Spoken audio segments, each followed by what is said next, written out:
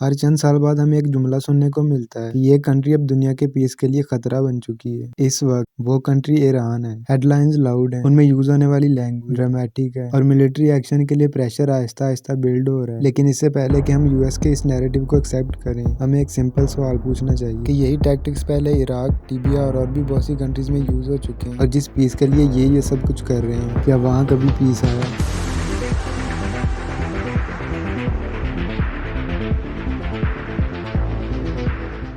जब भी military explain की जाती हैं, वो प्रोसेस कुछ इस तरह का दिखता है। सबसे पहले जिस कंट्री पे हमला करना होता है उसे एक खतरा करार दिया जाता है, फिर उस मुल्क के गलत कामों पे फोकस किया जाता है और इस चीज का सच होना जरूरी नहीं है कि जो वो कर रहे हैं वो गलत है, उस लोगों को ऐसा लगना चाहिए। पेचीदा पॉलिटिकल इश्यूज को अच्छे या बुरे में सिंप्लीफाई किया जाता है, जैसे कि ईरान की इकोनॉमी का बुरा हाल है, इन्फ्लेशन हाई है और उनके पैसे की कोई कदर नहीं है, लेकिन उस सब का कॉन्टेक्स्ट नहीं बताया जाता कि ऐसा है तो आखिर है क्यों, क्या उसकी वजह वो गलत सैंक्शंस नहीं जो उन पे लगाई गई। और फिर एंड में मिलिट्री को वाद ऑप्शन बताया जाता है और ऐसी कहानी इसलिए बनाई जाती है ताकि लोगों को इमोशनली तैयार किया जा सके कि जब गो तो लोग शॉक ना हो जाएं, वो ये सवाल ना करे कि क्या जो हो रहा है वो गलत तो नहीं। इसलिए उनका पहले ही ज़हन बना दिया जाता है कि जो हो रहा है वो सही है और जरूरी भी। और ये कोई पहली बार नहीं हो रहा, इराक में भी ऐसा पहले हो चुका है। 2003 में दुनिया को बताया गया था कि इराक के पास है और बताया गया था कि इन्वेजन अब जरूरी है, अर्जेंट है और नॉन निगोशिएबल है। लेकिन इन्वेजन के बाद हुआ क्या? एक भी डिस्ट्रक्शन नहीं मिला, लेकिन जो मिला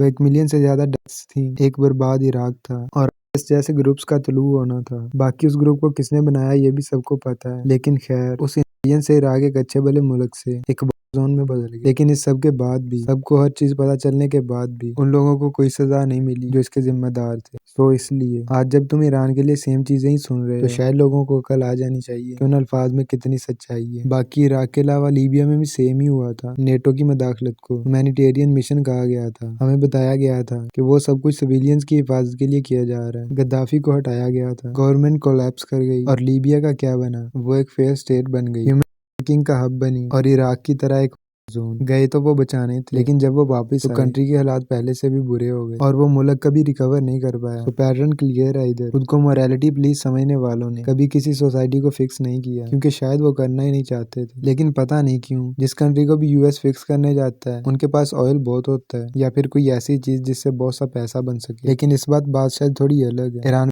हमला करना उतना आसान नहीं है। ईरान ना ही इराक है, ना ही लीबिया और ना ही वेनेजुएला। ईरान की मिलिट्री उनसे स्ट्रांग है, वो जवाब दे सकती है और थोड़ा पीछे उन्होंने दिया भी था। ईरान रीजनली कनेक्टेड है, पूरे मिडिल ईस्ट में उनका इन्फ्लुएंस है। ईरान पे अटैक पूरे रीजन को हिलाएगा, ऑयल की कीमतें आसमान को पहुंचेंगी, शायद पूरी दुनिया को इससे फर्क पड़ेगा और ये सिर्फ ईरान तक नहीं रहेगी बल्कि बहुत बड़ी बन जाएगी। ये वेनेजुएला की तरह क्विक ऑपरेशन नहीं होगा, ये अफगानिस्तान की तरह लंबी और महंगी पड़ सकती है जिसमें दोनों का नुकसान होगा। खैर अब हम सबसे इम्पोर्टेंट बात पे बात करते हैं कि यूएस जो कि दुनिया का सबसे अच्छा मुल्क है, किसी का बुरा नहीं सोचता, वो लोगों को मैनिपुलेट करता कैसे है। तो ज्यादातर लोगों से अगर तुम पूछोगे तो वो को सपोर्ट नहीं करते कि किसी भी मुल्क पे हमला कर दो क्योंकि तुम ताकतवर हो। तो गवर्नमेंट्स उनसे सपोर्ट इस तरह हासिल करती हैं कि सेम ही चीज को बार बार दोहराया जाता है, इमोशनल लैंग्वेज यूज की जाती है, सामने वाली कंट्री को बुरा बताया जाता है और सबसे इम्पोर्टेंट वहाँ के लोगों पे वहाँ की गवर्नमेंट बहुत जुल्म कर रही है। वो अपने पिछले फेलियर्स को छुपाने की कोशिश करती हैं और जो भी इनके इस नैरेटिव पे सवाल उठाए तो उनको एंटी वेस्ट कहा जाता है, एंटी ह्यूमैनिटी कहा जाता है और एक और एंटी भी कहा जाता है जिसका मैं नाम नहीं ले सकता। और जो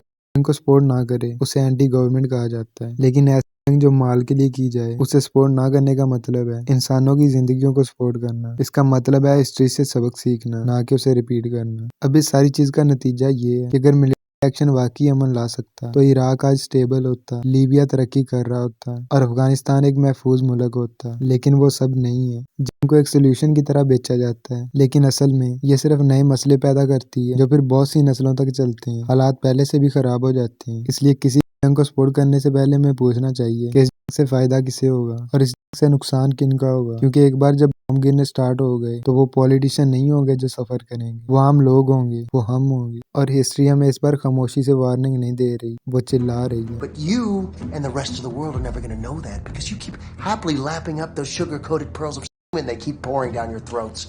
You're buying the narrative that they've been pushing for months. Pigs in a trough.